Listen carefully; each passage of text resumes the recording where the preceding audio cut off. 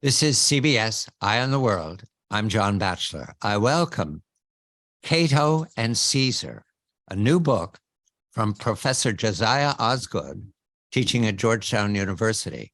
Uncommon Wrath, How Caesar and Cato's Deadly Rivalry Destroyed the Roman Republic. These are vivid men, and what they represent to us 2,000 years later is profound. We in the American Republic that shape our institutions on the basis of our understanding of the classical life in Greece and Rome. And these two men, rivals, describe a deal of the tension that you can see in American history since the 18th century. But right now we begin, it is the year 64 BCE, thanks to the calendar that counts backwards. And Cato, a young man born 95, seeks to establish a court to exact penalties from other men, mostly Optimates, senior figures, or men of great families, or sometimes ordinary men, common men, who won 50,000 sesterces or more during a period of brutality by a man named Sulla some years before. These men were rewarded for turning in or murdering men whom Sulla regarded as his enemy. This is a shaping incident, and in the professor's presentation, it is the one time I could find in the lives of these two men where they seem to work together for the same end. Professor, congratulations. A very good evening to you. In 64 BC, Cato, born 95, is 5 years younger than Caesar. Caesar born 100.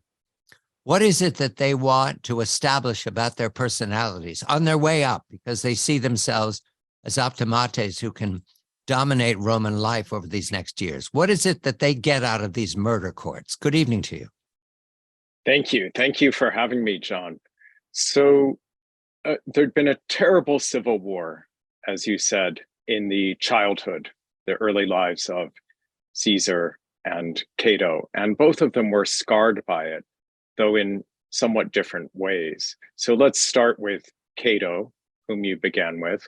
So Cato was younger, was really almost still a teenager during that war, and was very struck by the tyranny, as he saw it, of that general Sulla. He thought Sulla had used an army to take over Rome. And then there'd been this purge of Sulla's enemies with basically bounties put on the heads of them. And Cato saw that as part of the evil. So he really wanted his brand in politics to be rectitude. And also he was afraid of strong men. Let's never have a strong man take over Rome again. So I think with Cato, he was in the year 64 holding a relatively junior position. He was in charge of the treasury, which was sort of one of the first jobs you could get as a politician in Rome. And he was combing through the books in the treasury, and he sort of came on the idea that he would try to get the money back from some of these men who'd been paid by Sulla. So that's what Cato is trying to get out of it. And he taps Caesar, who is a former aedile, maintaining the stadium and the streets and water. But he taps Caesar to be his jurist, and they exact penalties from these men. Caesar the Julii, a noble patrician family born 100. Who is Caesar at this moment, and why does Caesar take on what you'd have to say is a risk? Because these men might resent him. Even as a young man, they might remember that he won money from them. Yes. So let's talk about Caesar from a patrician family. So patricians in Rome were those who claimed they went back to the earliest days. You know, it would sort of be something like a Mayflower family. in the United States. We were there at the founding. So this gave patricians a lot of prestige, but in fact, Caesar's family, the Julii, really hadn't made much of a mark on the Republic. During the great days of the war against Hannibal, they were really nowhere to be seen. So the family, just a generation or two before Caesar, was sort of finally starting to reestablish itself. And I think Caesar very much kind of wanted to continue that and had a sense of pride, pride that he wanted to live up to. He wanted to reach the top office. He wanted to be the best man, the first man in Rome. So he was involved in this civil war that we were talking about, even a little bit more directly, because actually relatives of his had fought against the general Sulla. So Caesar, even for a while, we're told by his biographers, had to go into hiding for fear during the civil war. He might have been one of the proscribed. We're not certain, but there might have been a bounty on his head. Is that correct, Professor? Yeah, and that was kind of part of the lawlessness of the whole period. Is names would get added to this hit list. They would suddenly go off the list. It really was quite an arbitrary time, and that's what Cato and Caesar were both in their ways responding to. So Caesar, of course, hated Sulla, and kind of part of his brand in politics was actually to trash the memory of Sulla. Where he differed from Cato, though, was he saw Sulla and sort of Sulla's pals as kind of a clique of senators who were monopolizing power that way. And Caesar thought the answer was to give more authority to the Roman people.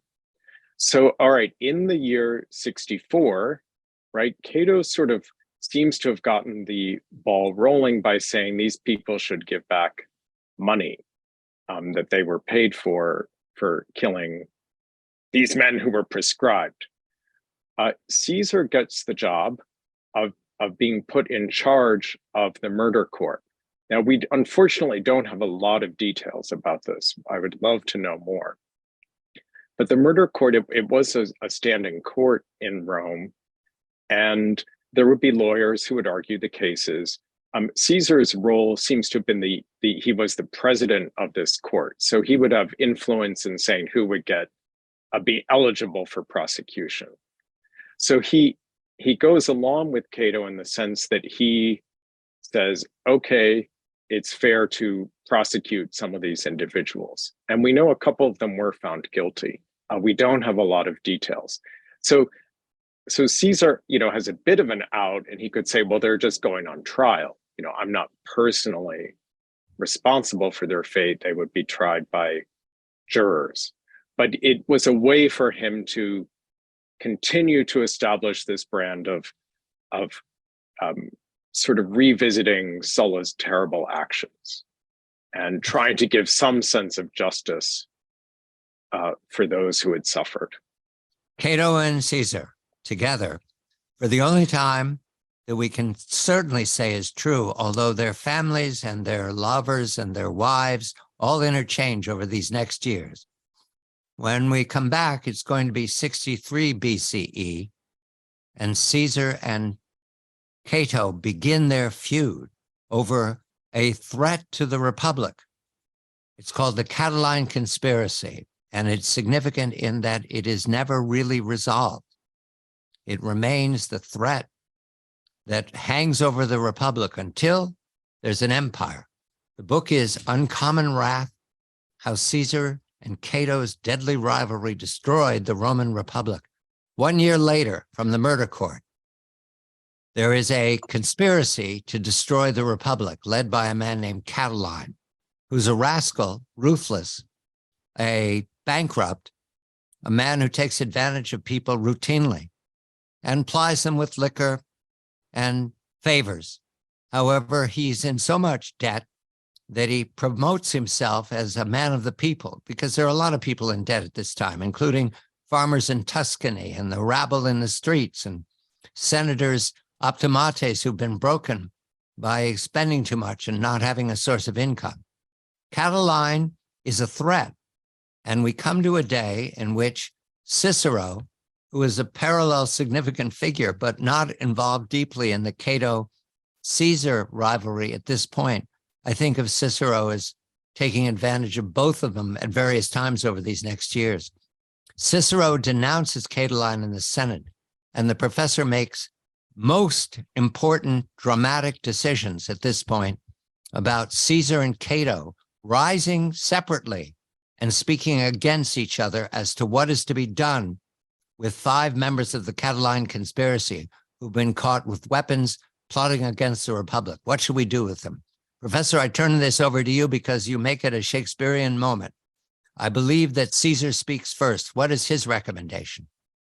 Yes, so Cicero was in charge of the debate, and he was calling on the senators, and the first few to speak said that these men who'd been arrested with clear evidence should be sentenced to death.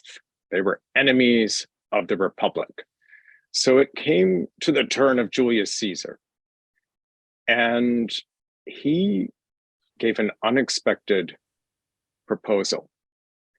He said, no, the Senate will regret this if we take the lives of these citizens. Yes, they're citizens, Caesar said. They're not enemies. We will be blamed by it late. We will be blamed for this later. They deserve a trial. So Caesar came up with an innovative proposal. His idea was to put them under a sort of permanent arrest, which actually didn't really exist in the Roman Republic. And this would sort of be a compromise. It would buy time. It would prevent this execution from happening. So Caesar seemed to prevail. Suddenly, even senators who had spoken earlier sort of reversed their positions. Cicero was kind of upset about this. He wanted these men removed. And the argument for that, one of the arguments for that was, of course, Catiline has an army in northern Italy. And if we take serious action in Rome, it will bleed him of his supporters. They'll melt away. All right, so it looks like Caesar was going to prevail. And then Cato stood up. Cato was 5 years younger. He'd only recently joined the Senate. He really wasn't an established speaker in the Senate at all. And he gave what proved to be the speech of his life. He lectured the senators. He said they were showing spinelessness, that serious action had to be taken to save the Republic, and that the initial proposal to execute should be implemented. And what he also did, this is why the rivalry began at this point in earnest, he also implicated Caesar himself in the conspiracy. He didn't really have direct evidence, but probably Caesar had been a friend of Catiline at one point, and Cato sort of smeared him personally.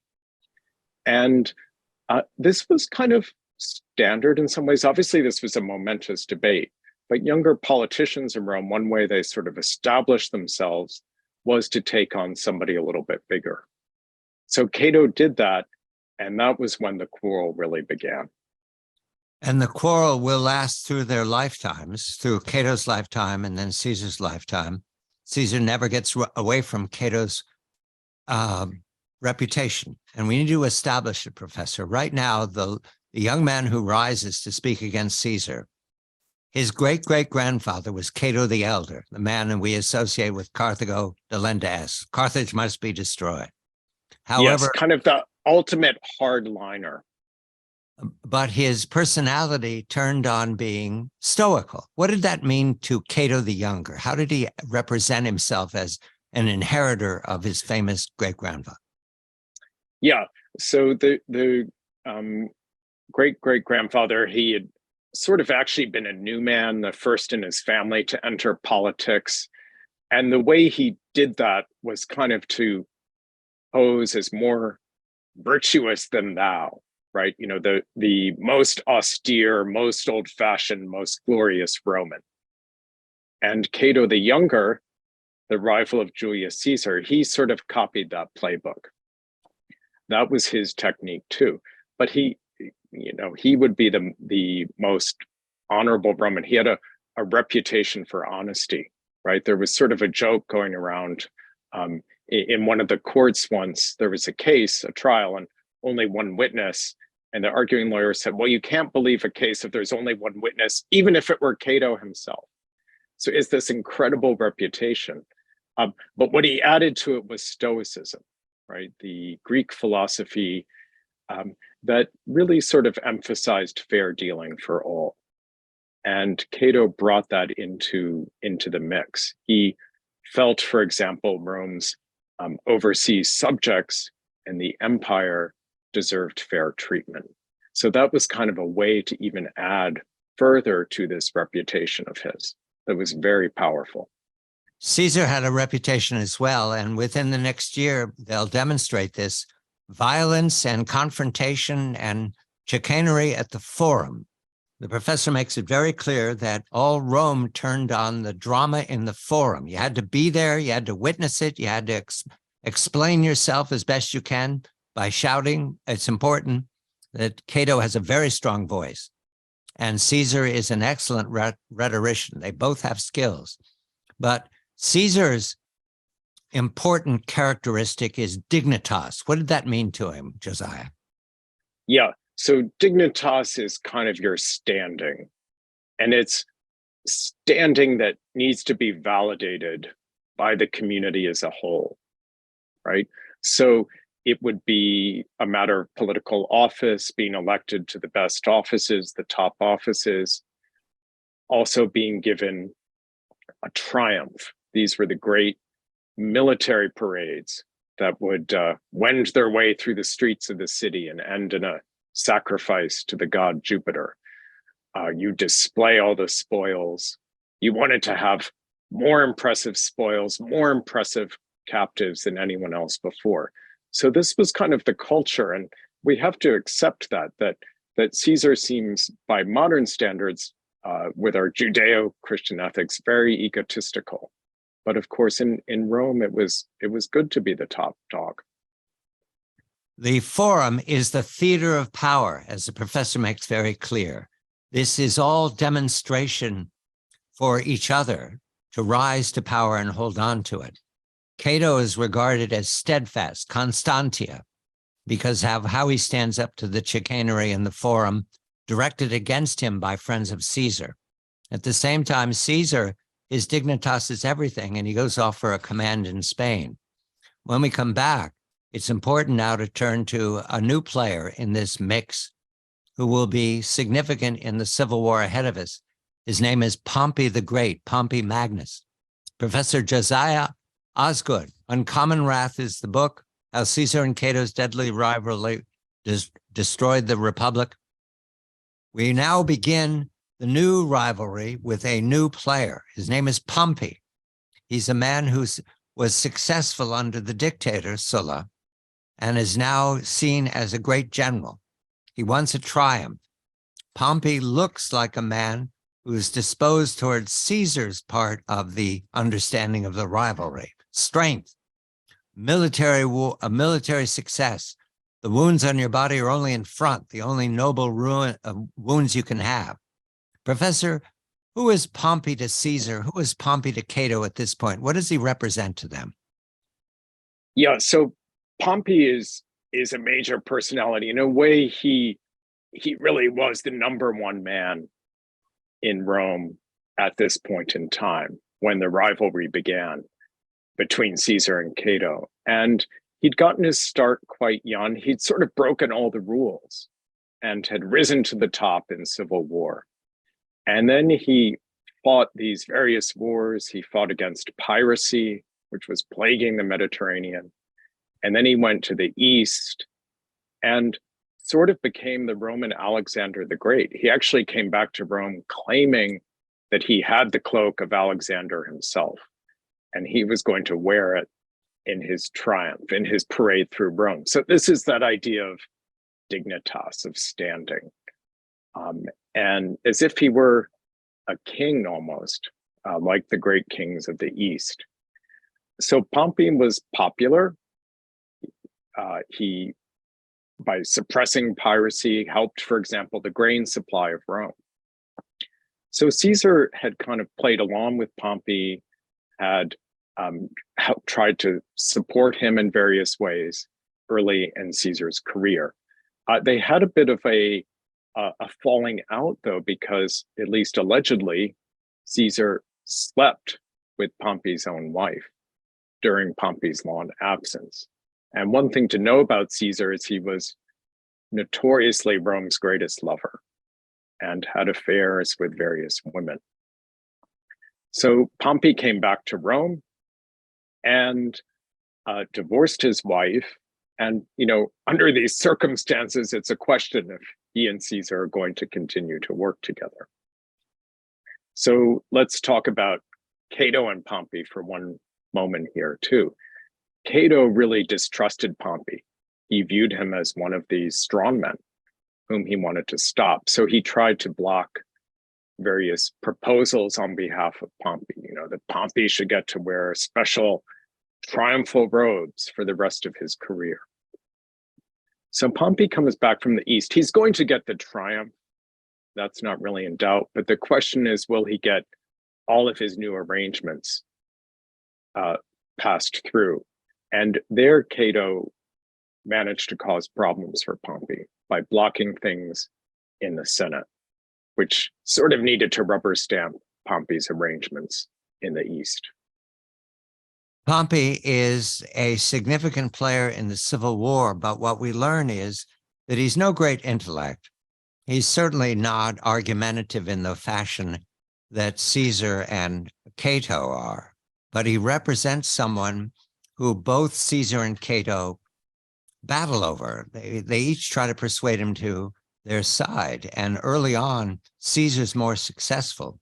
However, Caesar has his own problems. Remember, he's been off winning military honors in Spain, but there is trouble at home, and the trouble begins with a new player whom we need to introduce, because these two are nothing if not plot heavy.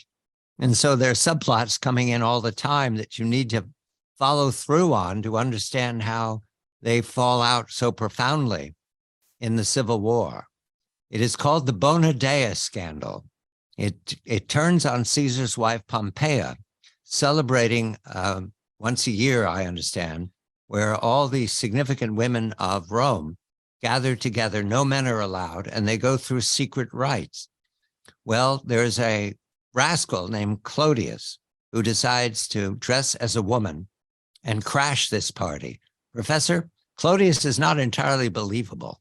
At this point, what is he to Cato? What is he to Caesar? Did they disregard him or did they treat him as significant? Yeah, so this really is where history is juicier than anything, even a television writer could come up with. I mean, who could invent such a plot? So Clodius was a young patrician trying to establish himself, but he had a transgressive streak. He sort of liked to do the most outrageous things. And one thing he decided to do was to crash this ceremony, the all-women ceremony, being hosted by Caesar's wife. And the story was that he and Caesar's wife were even sort of starting to have a love affair. So obviously this was highly embarrassing for Julius Caesar, right? To have sacrilege in his house, right? If a man appeared at these rites, it would offend the gods, and that spelled trouble. But then also his wife, right, apparently taking up with a lover, even though these affairs, as we've been saying, were very routine. So Cato saw a chance to kind of embarrass Caesar, to needle Caesar. And what he did was pressed for Clodius to go on trial, for there to be a trial of sacrilege. And this kind of highlighted the embarrassing situation for Caesar. Caesar wasn't really at fault in any way, but it was just a humiliation. And what he did very famously was actually he decided to divorce his wife. And people said, aha, Caesar, well, that shows you know something happened. And he came up with one of history's greatest equivocations. He said, no, no, no, no. Caesar's wife must be above suspicion. So the idea was, well, I'm not acknowledging anything happened, but even for there to be a breath of scandal was too much. So Caesar, that's sort of how he wiggled out of the embarrassing predicament. He found himself in there, and that was kind of Caesar's strength. There's a trial of Clodius, and Cato now gets involved and causes himself trouble by being what he really is, which is presumptive and arrogant and condemnatory. It involves jury bribing. Was this routine in those days? You bribed juries, you bribed senators, everybody accepted it, and the man who paid the most won? Yeah, so there are quite a few allegations of bribing of juries. Clodius really, in my opinion, was guilty. I mean, there can be little real doubt about this. And he had in my view, a flimsy case. And adding to the sort of deliciousness of it all, Cicero actually had evidence. He came as a witness and sort of broke the alibi Clodius was trying to float. So we have a very scathing letter of Cicero who said it's very clear what happened. Clearly, Clodius got to the jurors and he offered them favors, money, in exchange for enough votes to acquit himself. Cato definitely seems to believe this because he started pressing for anti-bribery measures after the trial. So the anti-bribery measures, I just want to establish, those did not exist before this moment? Does Cato invent the idea? Yeah, so there are different types of bribery. There's electoral bribery, but then also this bribing of jurors. Some of them were liable, but actually not all of them for complicated reasons. And Cato was trying to toughen up these laws. He didn't actually succeed in this particular quest, but what he was calling for was quite reasonable, actually, even though he was doing it, obviously, for political reasons as well. The trial ends with Clodius getting off from the charge that he was guilty of, but these are families that know each other. They intermarry, and we have to mention at this point that the intermarriage gets sort of head-turning, because not only do they marry women whom they then don't much have to do with, but they marry off their daughters or their relatives to other men whom they want to work with, or at least establish a rivalry.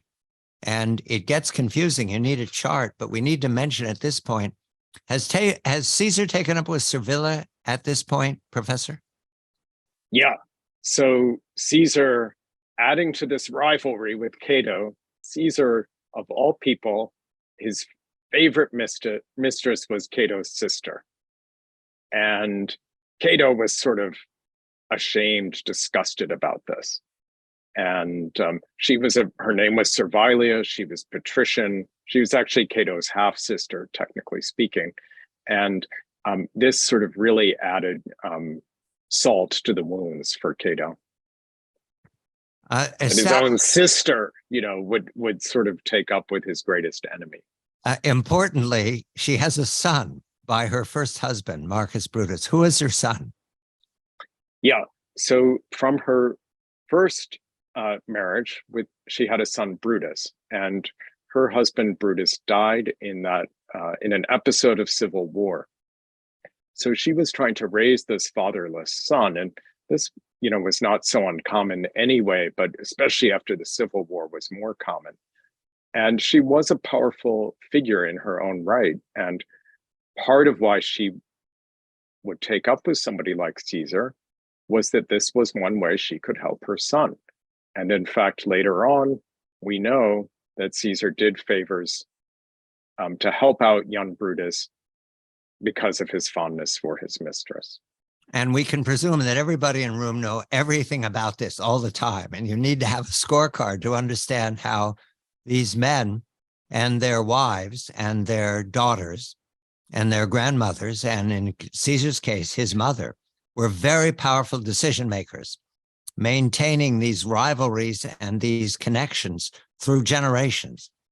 However, there's one alliance that we're going to come back to explain, and a new player on the field, a man who is extremely adept at gathering fortunes. His name is Crassus.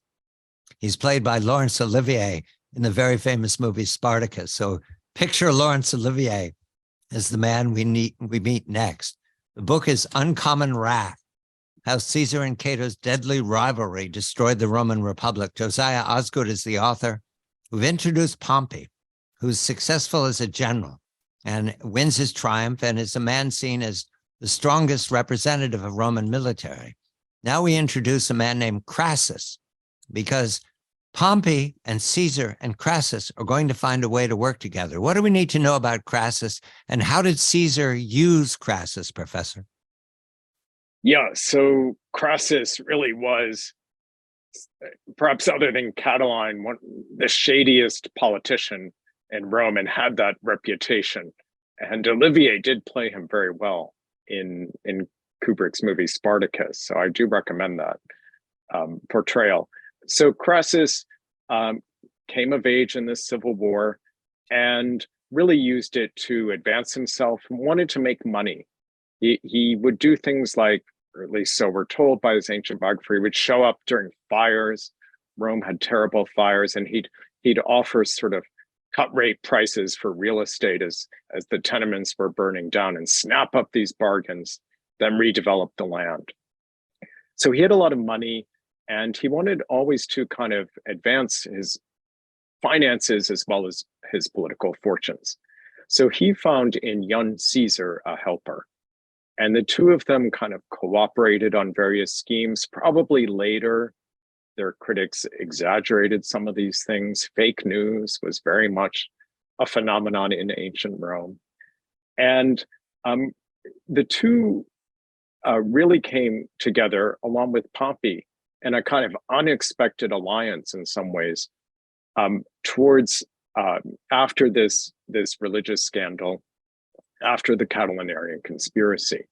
And what happened was Cato was kind of blocking all of them from getting various things they wanted.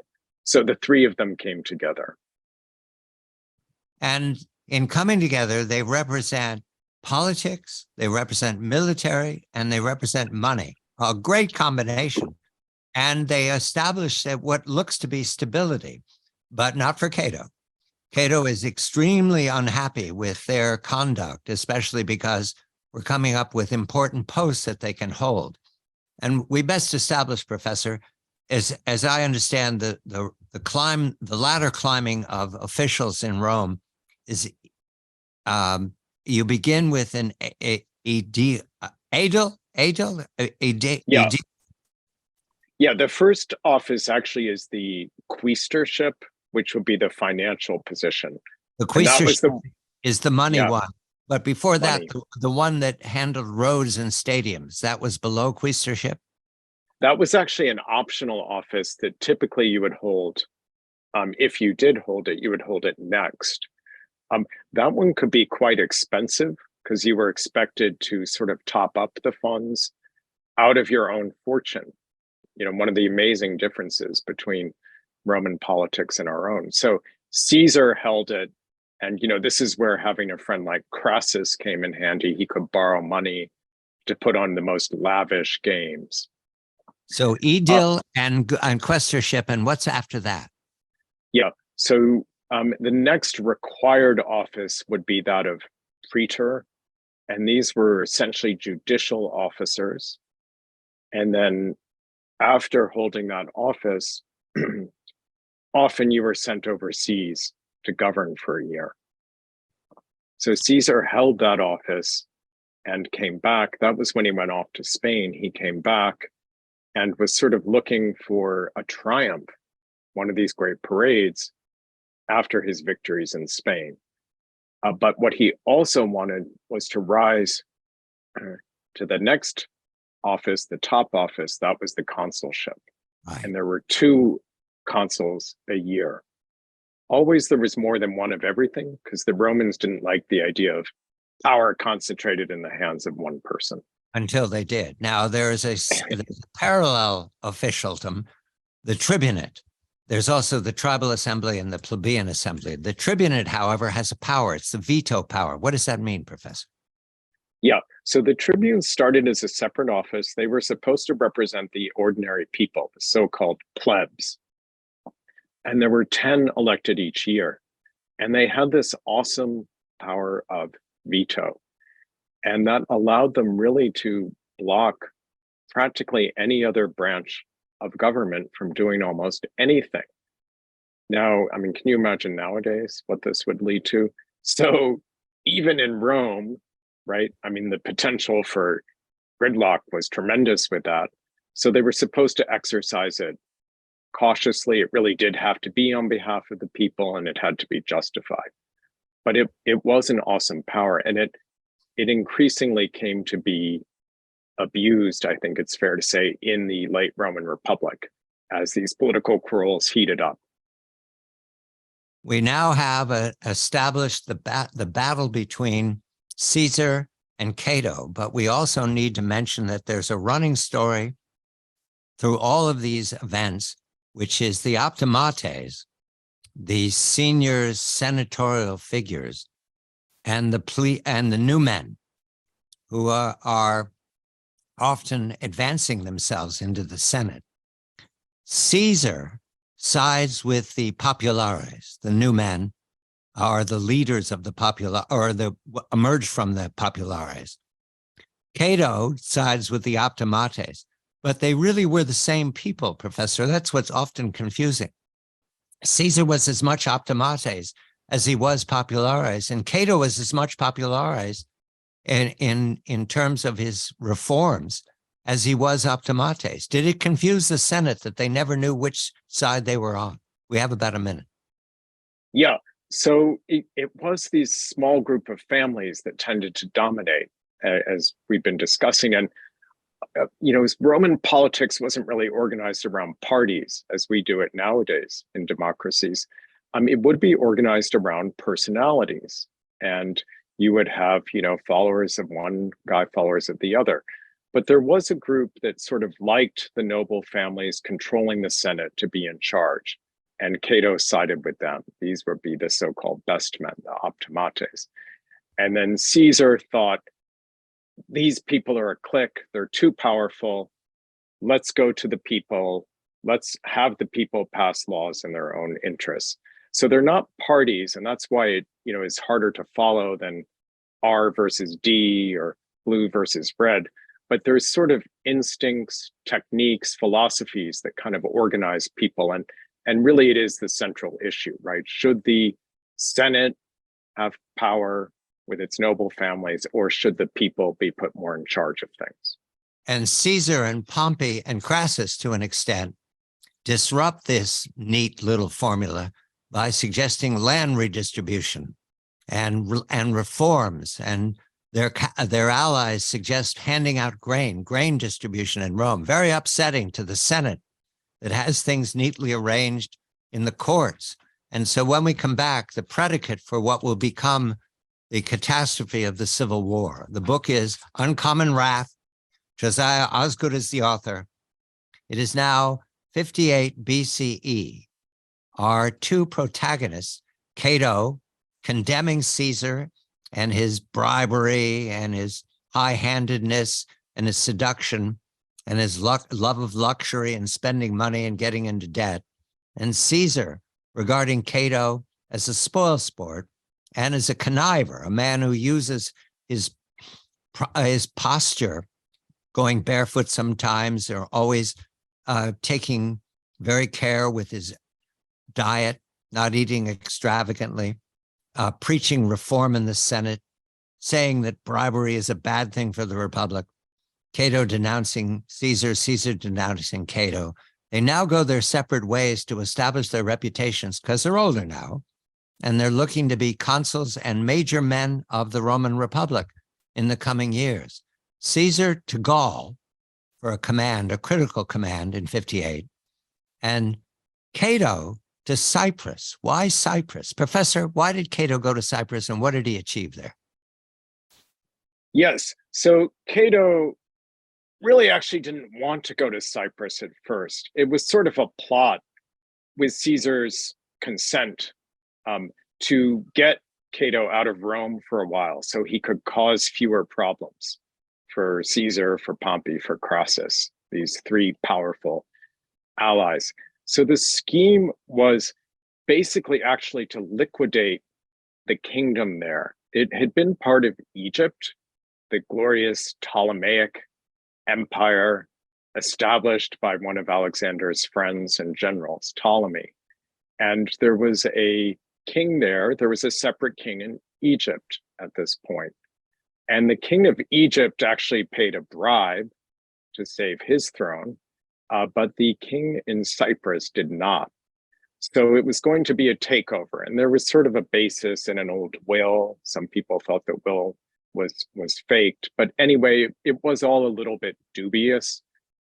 And of course, for Cato, with his rectitude, this was questionable. You know, okay, so if you bribe, then you get to keep your throne. What kind of foreign policy is this? So Cato hesitated, but finally he agreed to go. And part of this would be glory. He wasn't completely immune to winning luster for achievements, but also he felt, well, if somebody else went, they'll squeeze all the money out and nothing will make it back to the treasury. So Cato kind of saw this as a chance to model the correct type of government that he wanted overseas. So he went off to Cyprus. Cato was never a fighter. And, you know, it was a little bit of a question, right? Would the king put up resistance? The king decided to take his life. He was so devastated by what had happened to him. So that solved that problem for Cato, conveniently. And then he was left to do the more enjoyable task of kind of liquidating everything. Cato loved accounting. He loved sort of presiding over little administrative details. So he made sure everything was inventoried correctly, auctioned at the highest price, and he really raised quite a bit of money, and he brought it back to Rome. And it was all quite dramatically done. Cato showed some flair here. So he put the money in special chests to which he attached large corks, just in case there was a shipwreck. They would be able to find, you know, where these chests sunk into the sea. So he made it back to Rome and made quite a parade through the forum with these chests with all of the silver that he brought back for the people, and sort of showed his type of provincial government. Overseas profits will go to help the people's treasury in Rome. Caesar to Gaul.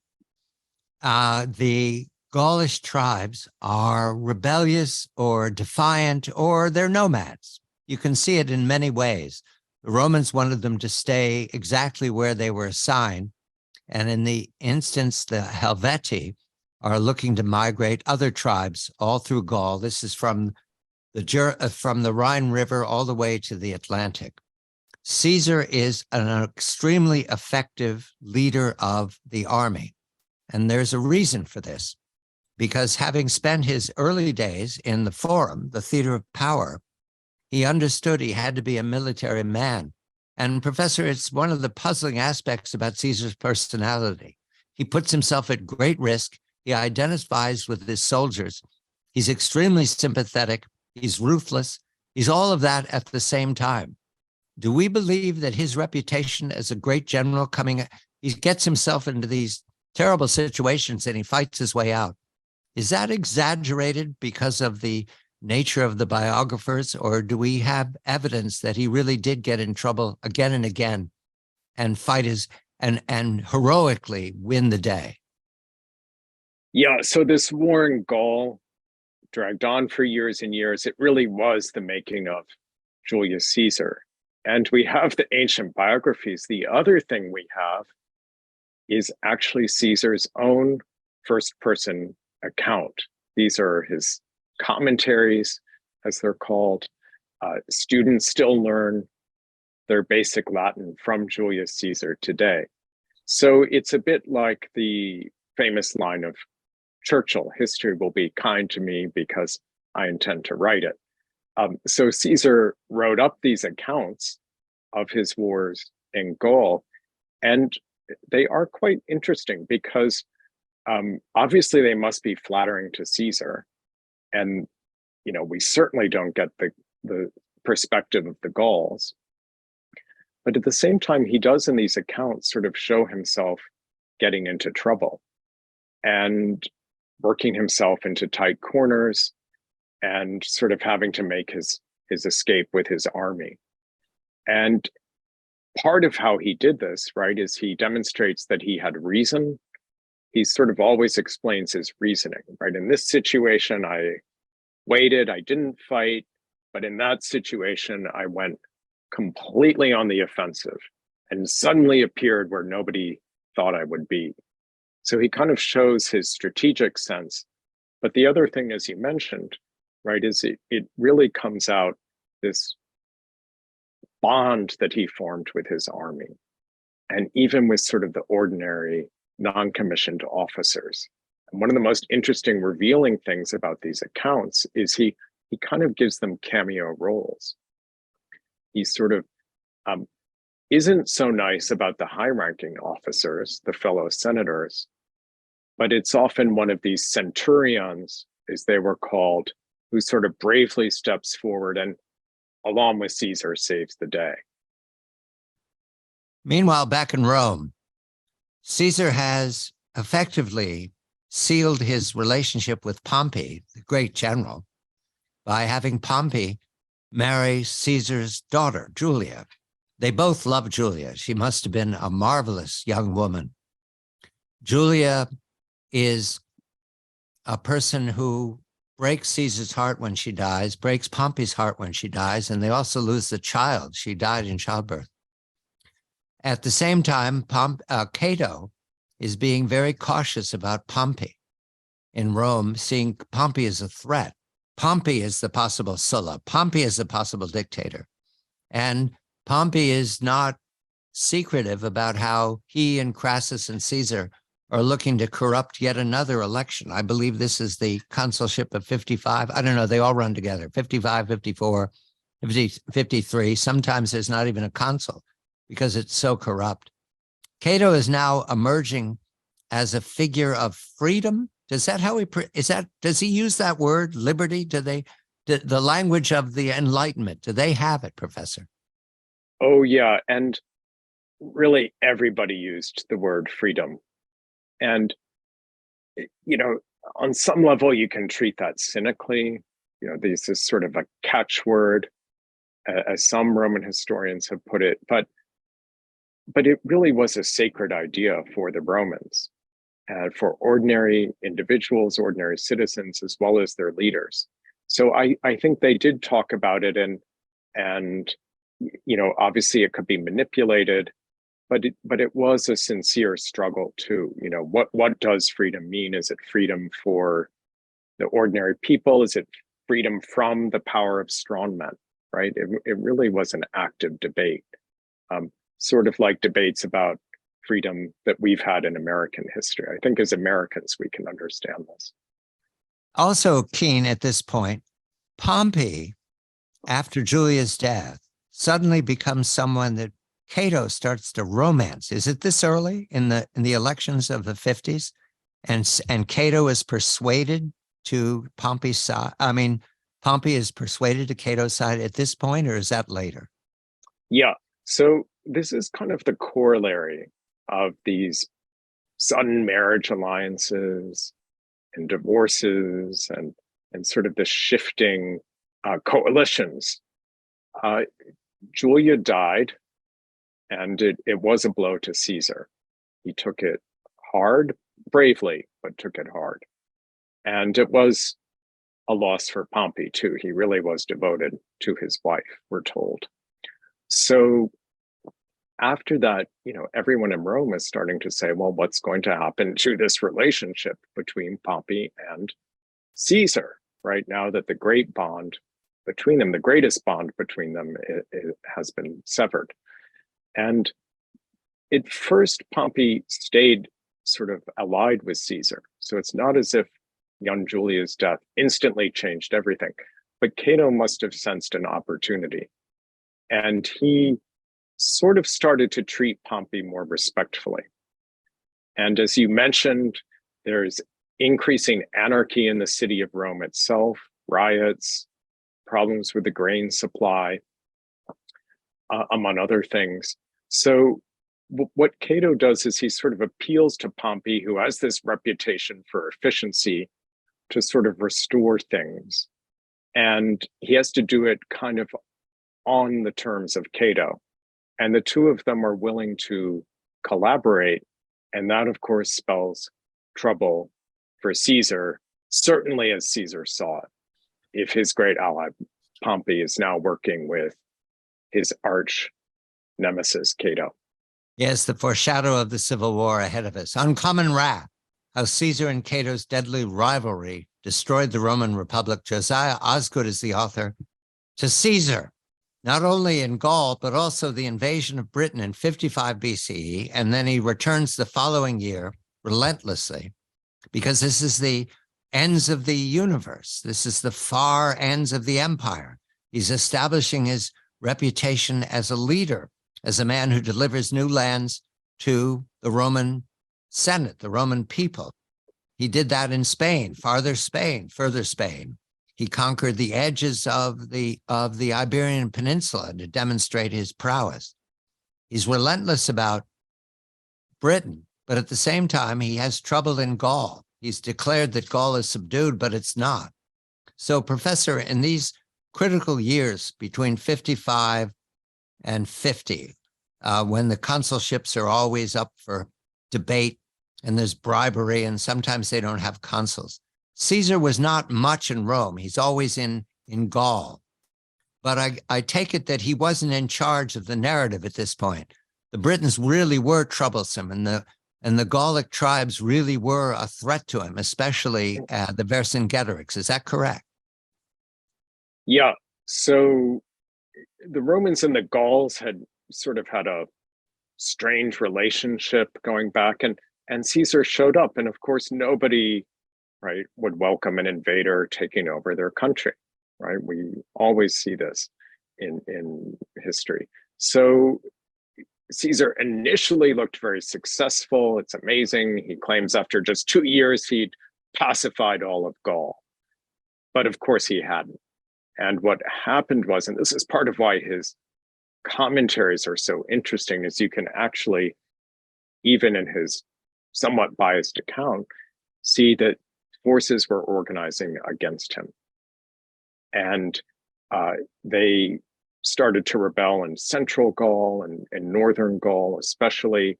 And when he went off to Britain, purely for glory, really, this is like the moon landing, they could organize. And he came back after 2 campaigns in Britain, and that's really when the rebellion began. And it found its great champion in this guy, Vercingetorix, who is a national hero for the nation of France in modern times. So he was young, charismatic, physically imposing, and really a great strategic thinker, one to rival Caesar. So he advocated things like a scorched earth policy, just cut Caesar off from his supplies, hound him with the Gallic cavalry. That's where the Gauls were strongest. So Caesar faced danger there. And at the same time, of course, in Rome, Cato will exploit that and try to say Caesar's finished. He's not as strong as he looks. We can go after him. He's only been fighting this war to amass power for himself. So it's a very dramatic part of the story. Meanwhile, back in Rome, there's violence in the Forum. Clodius, remember Clodius, the man who thought it was a prank to dress up as a woman and violate the Bona Dea? Clodius is murdered by his rival Milo. And this leads to great upset, not rebellion so much as anarchy in the streets of Rome. And Cato at this point, if I follow correctly, Professor, acknowledges we need a strong hand here. and puts Pompey in as sole consul and effectively makes Pompey like a junior dictator. Does Pompey call himself a dictator? Yeah, so this is a key moment. And of course, Caesar would have loved to come back to Rome and exploit this opportunity, but he had to go deal with Vercingetorix. So Pompey is the man on the spot. And what happened, right, really surprising everyone, I'm sure, was the Senate came up with the idea that Pompey wouldn't be dictator, because that was the office that terrible general Sulla had held, and he had tainted it. So the idea was he would become sole consul, which of course is a contradiction in terms, because power is always supposed to be shared in the Roman Republic. And what really was surprising was Cato went along with it and actually supported it in the Senate. He couldn't bring himself to announce the plan personally, but clearly he was behind it. And so Pompey became sole consul and reestablished order in Rome and sort of proceeded to try to do a cleanup on these issues of bribery, corruption that were systemic problems. So that was a great triumph for Cato, really, but it also showed him developing. He could compromise. At least he could compromise with Pompey. But of course, Caesar would feel threatened as a result. Important detail here is that Crassus, in an attempt to win military plaudits, went off to the east with his son, was surrounded and murdered, killed in battle. So the triumvirate is already broken. Now Cato has won over Pompey to be the rescuer of Rome in this time of anarchy. And Caesar in Gaul is without a easy sponsor in Rome. He needs to get back there to be consul, to be powerful again. And those are that is the foundation for what will be called the Civil War next. Professor Josiah Osgood, the book is Uncommon Wrath. Crassus is dead. Pompey is all-powerful in Rome thanks to Cato. The Senate is in charge.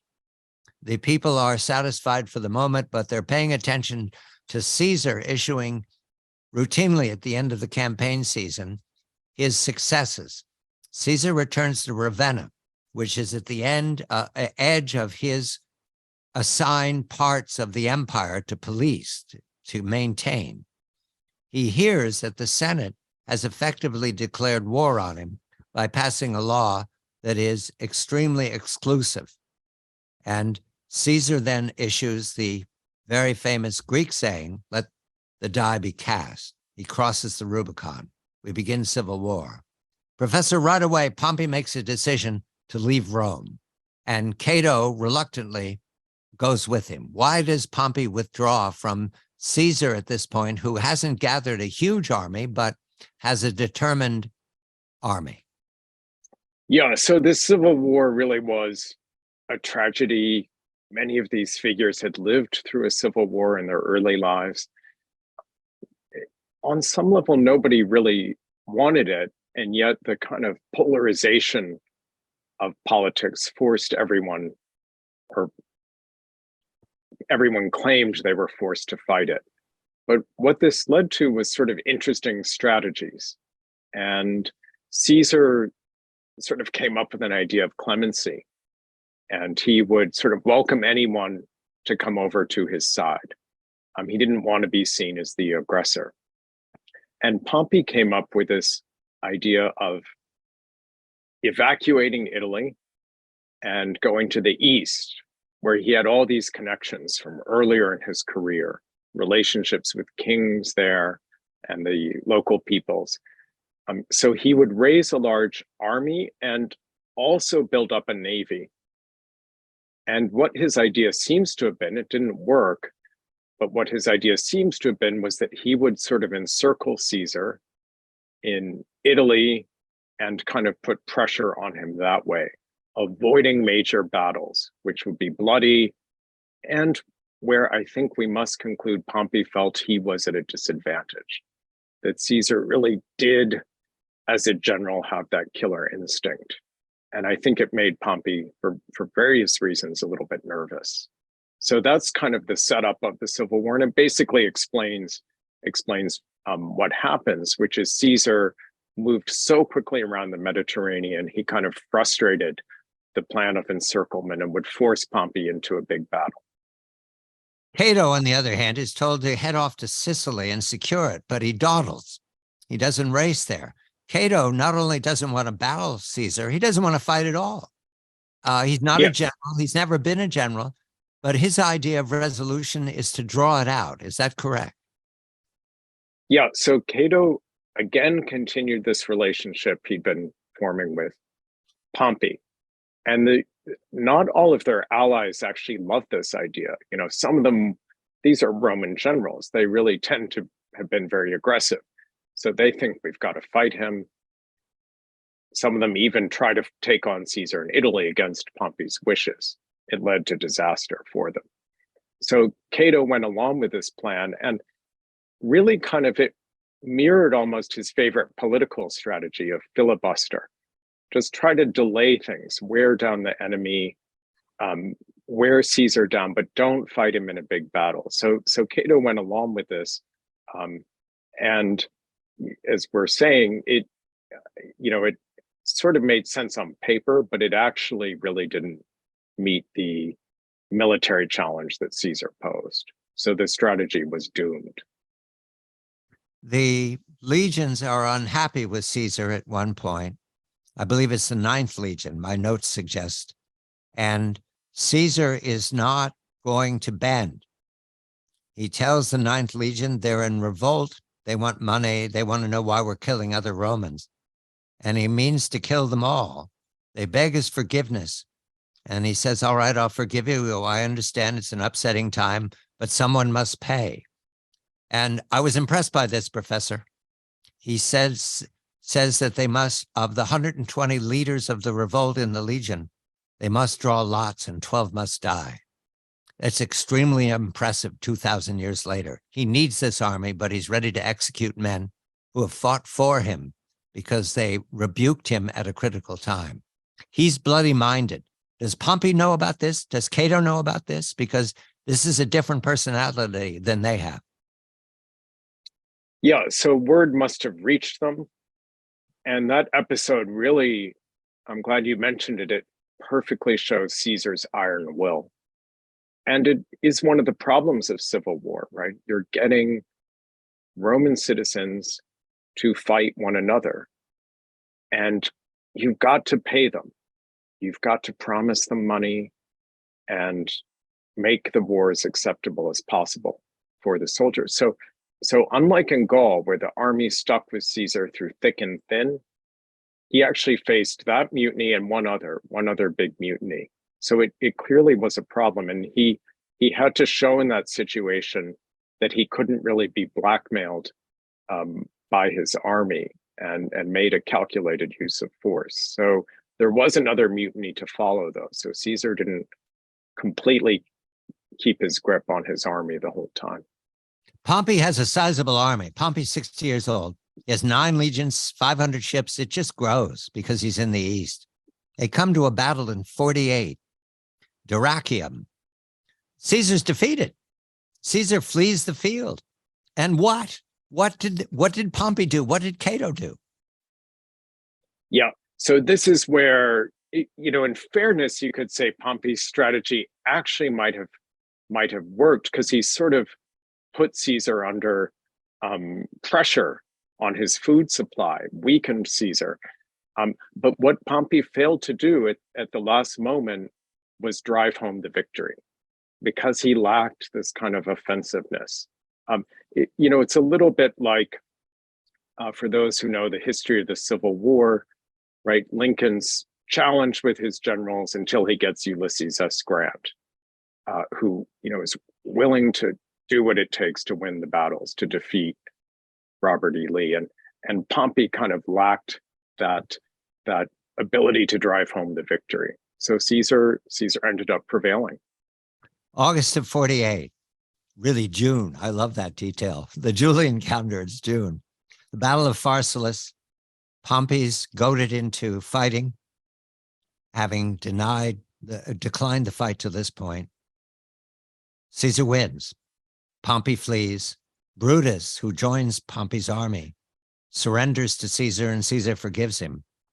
Cato flees with the fleet. Cicero flees.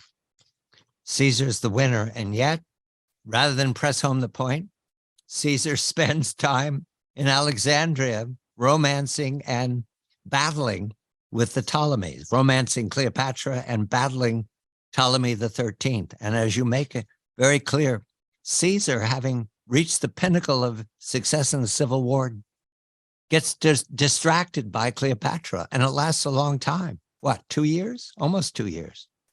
Yeah, he really misread the situation in Alexandria and blundered into this war, and then took up with Cleopatra as an ally, but that offended the locals even more. So it was essentially a problem of his own making, and allowed the opposition. Pompey was killed actually by the king of Egypt. So Pompey was out of the picture. Caesar had been chasing him there. But what happened was it allowed the surviving opponents to regain strength in Africa. We need to go to a little bit to the west of Egypt, and what is Tunisia. Yes, Tunisia, Africa. The province of Africa is Tunisia today. And the armies there are substantive, especially because they're joined by allies. And Caesar, again, is reckless in charging into this situation without adequate forces and without understanding the terrain. And again and again and again, Caesar is ready to be defeated, and then he wins. But we're following Cato, because Cato eventually flees to Utica and prepares Utica for defense against Caesar's army. And yet, in Utica, here is the mystery of Cato. Does he lose heart, Professor? Is he already thinking that the Civil War is a catastrophe and I can't stay? Yeah, so Caesar forced a battle with the others. Cato was left in charge of Utica. It was kind of the capital of the Roman province, and they turned it into a supply depot, a staging area. It was an important port. So Cato ran that with his typical efficiency and kept the army afloat that way, but he wouldn't fight himself. He wouldn't be in command. So word comes that Caesar's had this knockout victory against the others. And at that point, it's clear Africa's lost. There are a few allies still for the Republican side, Cato's side, left in Spain. So there's an idea, let's go to Spain. And one of Pompey's sons is there. Cato very heroically kind of supervises an evacuation. Anyone who wants to go to Spain gets on a ship. Many of them make it there. But Cato very interestingly refused to continue the fight, even though others were. And that is, yes, on some level, his accepting of defeat, but also trying to secure a victory on his own terms. And what that actually meant was, after Cato saw that the others got away, he sort of had a last dinner with his friends. His young son was there. And then he went into his bedroom, and he had a sword. It wasn't there. And he said, I need this. What if, Caesar comes? What if the enemy comes? I have to be able to defend myself. And then he withdraws into his room, and the others there sort of hear a noise of something knocking over, and they come in and find that Cato had stabbed himself. He had taken his own life. They call in a doctor. The doctor tries to tend to the wounds, but Cato, we're told very graphically, he sort of tears open the wounds and died at that point. And what he was trying to do, I think, was, you can say he was defeated, but this was a way to ensure that he would never fall into the hands of Julius Caesar, that he wouldn't have to go beg Julius Caesar for mercy. And it would taint Caesar's military victory. It would mar whatever kind of political regime Caesar went on to form. The book is Uncommon Wrath: How Caesar and Cato's Deadly Rivalry Destroyed the Republic. Cato is dead. Caesar will die within 2 years. But 2,000 years later, what do we know about Cato's death that informs the Roman Empire for 2,000 years, the Roman Empire and its inheritors in Europe and in America? Caesar will be assassinated, famously, infamously, by a conspiracy that has one of its members, Brutus, who Caesar pardoned on the field. Brutus, the son of Servilia, who was Caesar's most successful affair in all of his years in Rome.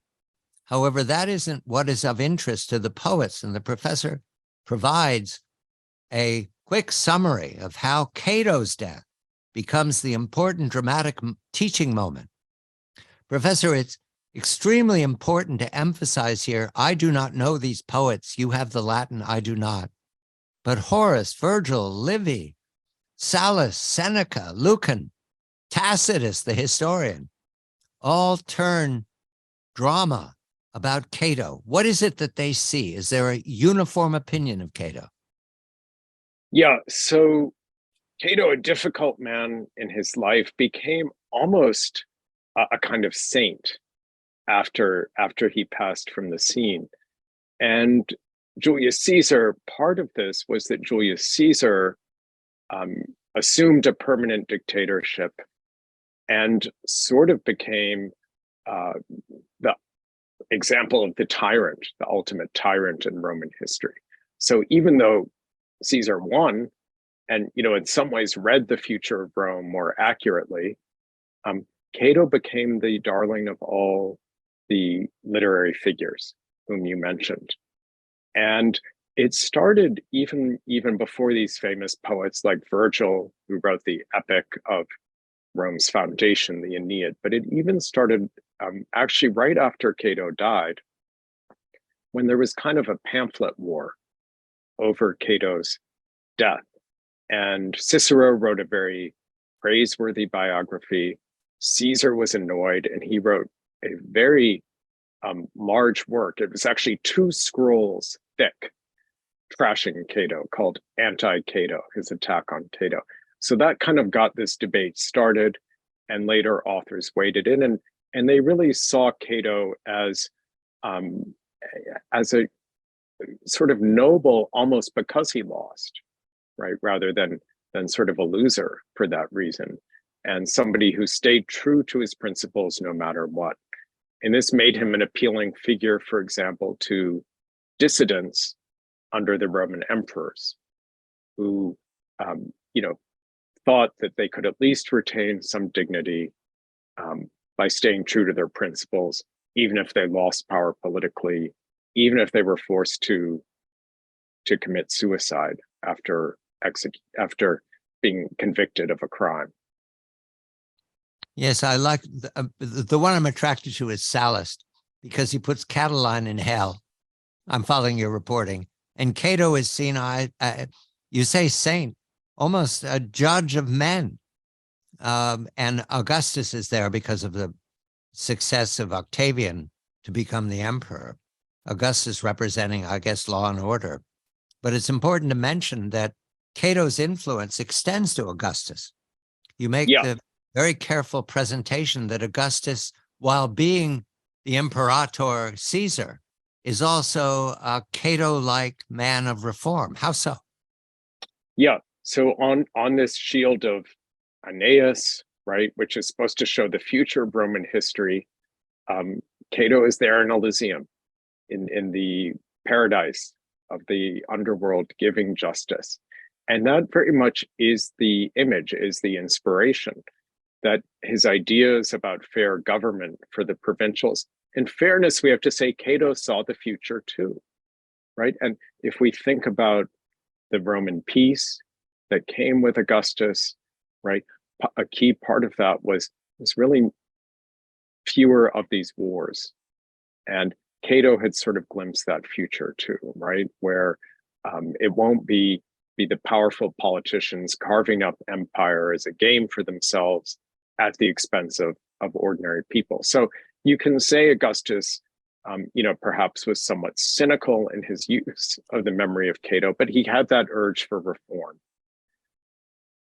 Nero, a successor to, well, there's Augustus, there's Tiberius, there's Caligula, and there's Nero. Claudius is in between. Sorry, I didn't mean to leave Claudius out, but Nero, this is now the middle of the 1st century AD. Nero takes office at 16. He is a rascal, as you all understand, not only burning Rome, but he murdered his own mother, Agrippina. However, Nero has people who resist him. I believe there's one senator who resists him for a cult of Cato, and there's a very famous poet, Lucan, who resists Nero, but they both commit suicide. So does suicide become Cato, the memory of Cato is about suicide? How do they interpret this, Professor? We've got less than a minute. Yeah, so it became, especially under Nero, right, when there's sort of these dissidents, right, it became a question, how will you achieve glory? How will you achieve lasting fame? And Cato's suicide seemed an inspiration, right? This is a way that you can assert control over your end. You can die with your friends. You can make some kind of noble statement right before you die. You can sort of at least achieve some glory that way. So that's why Cato's suicide became so inspirational. You can kind of think about it almost as a sort of form of martyrdom.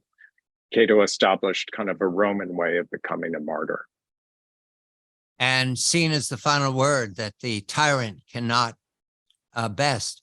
The professor ends with a quotation that is extremely helpful to understand why 2,000 years later, there are many who come to these pages and understand the contest between a reformer and a tyrant.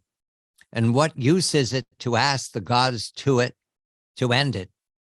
The peace we long for brings a master. That's a ringing irony, Professor, you end your book with. Did you smile when you found that quote? Yeah, so that is from Lucan, who wrote an epic, fashionable poet under Nero. He was friends with Nero. He wrote an epic about the civil war, right, about the rivalry of Caesar and Cato. And he saw Cato as the hero, but Rome's terrible fate was permanent tyranny under the emperors.